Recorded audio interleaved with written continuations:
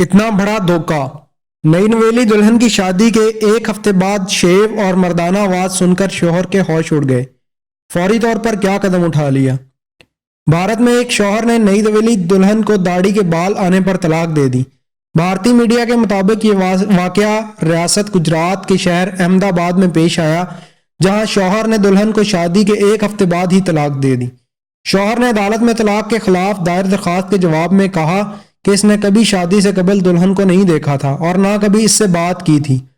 جب پہلی بار ملاقات کرائی گئی تو لڑکی نے چہرے پر دوپٹہ لپیٹ رکھا تھا، جس کی وجہ سے اس کا چہرہ چھپا ہوا تھا۔ شوہر نے موقف اپنایا کہ سسرالیوں نے رشتہ طے کر کے جلد سے جلد شادی کرا دی، اور جب شادی کے پہلے دن اس نے بیوی کو دیکھا تو اس نے میک اپ کر رکھا تھا۔ تاہم ایک ہفتے بعد جب وہ بیرون شہر نوکری سے گھر لوٹا تو دلہن کی داڑھی دیکھ کر چونک گیا۔ اس کے علاوہ دلہن کی آواز بھی تبدیل تھی اور وہ مردانہ آواز میں بات کر رہی تھی، جس پر اسے طلاق دے دی۔ اگر آپ نے ہمارے چینل کو ابھی تک سبسکرائب نہیں کیا تو آپ سے گزارش ہے ہمارے چینل کو ابھی سبسکرائب کر لیں اور ساتھ بیل کے بٹن کو بھی کلک کر لیں تاکہ ہماری نئی آنے والی ویڈیوز آپ تک ٹائم سے پہنچ سکیں۔